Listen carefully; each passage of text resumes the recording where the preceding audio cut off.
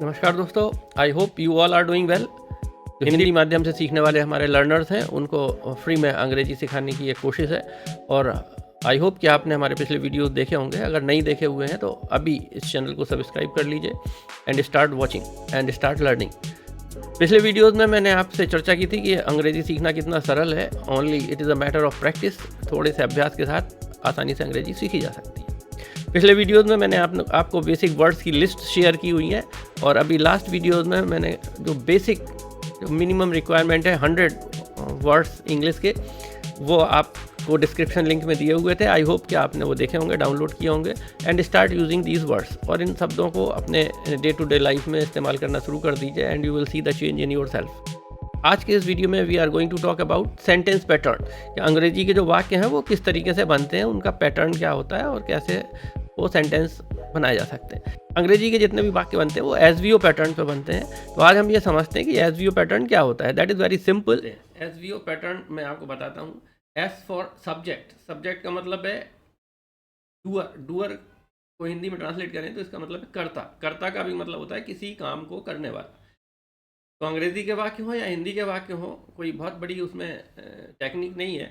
सारे वाक्यों में केवल 3 चीज़ों का उल्लेख होता है और कभी कभी अगर वो वर्ब जो क्रिया है वो इनट्रांजिटिव वर्ब है, अकर्मक क्रिया है, तो उसमें केवल 2 शब्दों से ही काम चल जाता है।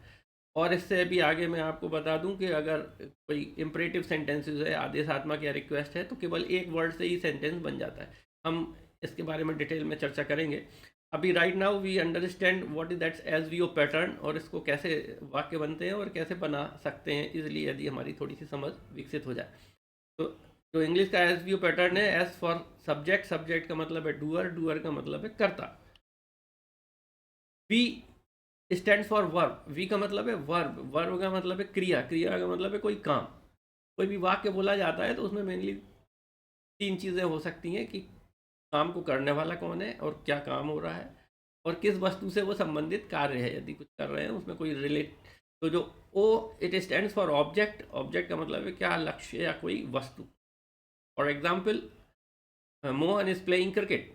मोहन जो है वो सब्जेक्ट हो गया, playing is the verb and what is he playing, it is cricket, that is the object subject. अभी इसको we try to understand with the Hindi sentences. Hindi sentences से हम समझने की कोशिश करते हैं। जैसे रमेश एक केला खाता है। हिंदी का जो पैटर्न है वो एस वी ओ ना होके एस ओ वी पैटर्न होता है। मतलब पहले सब्जेक्ट लिखा जाता है, फिर ऑब्जेक्ट लिखा जाता है, फिर वर्ब लिखी जाती है। अंग्रेजी में एस वी ओ पैटर्न होता है, पहले सब्जेक्ट होता है, फिर वर्ब होती है, फिर ऑब्जेक्ट होता है। तो हिंदी के हमने यहाँ दो, हिंदी का एक वाक्य लिया हुआ है 2 टेंसेस में। रमेश एक केला खाता है। रमेश इज द सब्जेक्ट या डूअर, काम को करने वाला। उसके बाद तुरंत हिंदी का सेंटेंस है, इसलिए वहाँ पर लिखा हुआ है ऑब्जेक्ट, एक केला वस्तु, और फिर उसके बाद वर्ब लिखी हुई है खाता है।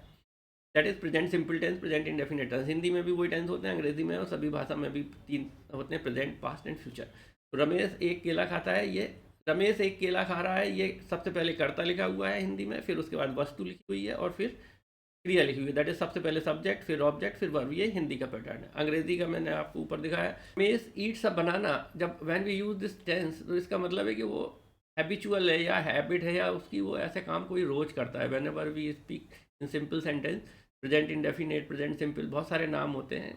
When we say Ramesh is eating a banana, that means वो अभी खा रहा है। हमें पता नहीं है कल खाया था कि नहीं, कल खाएगा कि नहीं, है खाता रहता है कि नहीं, I don't know, but right now अभी रमेश इज ईटिंग अ बनाना। जो हिंदी के वाक्य हैं उनको अंग्रेजी के पैटर्न पर बोलने की कोशिश करिए। जैसे रमेश एक केला खाता है, तो आप बोलिए रमेश खाता है एक केला। रमेश एक केला खा रहा है, तो आप बोलिए रमेश खा रहा है एक केला।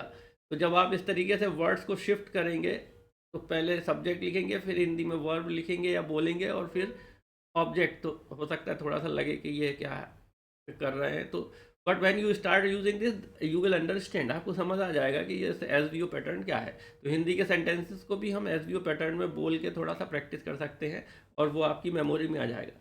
अपने दिमाग में वो चीज़ें याद में रह जाती हैं जो थोड़ा सा अलग तरीके की होती हैं। जो यूजुअल चीज़ें होती हैं, नॉर्मल होती हैं, वो हमारा दिमाग भूल जाता है। तो इसलिए मैंने थोड़ा सा उल्टा करने के लिए, आपको एक प्रैक्टिकल करने के लिए बोला है कि जो हिंदी के वाक्य हैं, मैं एक किताब पढ़ रहा हूँ, इसको बोलिए मैं पढ़ रहा हूँ एक किताब। तो थोड़ा सा ड्रामेटिक लगेगा, बट ये आपको समझ आ जाएगा कि ये जो मैं हिंदी में सेंटेंस बोल रहा हूँ, इसका जो पैटर्न है वो इंग्लिश का एसवीओ पैटर्न है। थोड़ा सा ऐसा कोशिश करिए और अंग्रेजी के वाक्य बनाना शुरू कर दीजिए। अंग्रेजी के वाक्य केवल बनाना नहीं, अंग्रेजी के वाक्य बोलना शुरू कर दीजिए। आई होप जो है वो अपने डेली बोलचाल की भाषा में इस्तेमाल करिए। और आज के इस वीडियो से जो आपको आइडिया लगा है कि सेंटेंसेस कैसे बनाते हैं, उन सेंटेंसेस को केवल बना के समझना नहीं है, उन सेंटेंसेस को बोलना भी शुरू कर देना है। और जब बोलेंगे nothing comes out right at first, थोड़ा सा कुछ मिस्टेक्स होंगी, कुछ गड़बड़ियाँ होंगी, don't bother, continue using words, continue using sentences. Wish you all the best, have a nice time. और अगर अभी तक आपने हमारे चैनल को सब्सक्राइब नहीं किया है तो अभी कर लीजिए, like it and press the bell icon button, so that जब भी कोई नया वीडियो पोस्ट होता है तो आपको वो कल मिल जाए।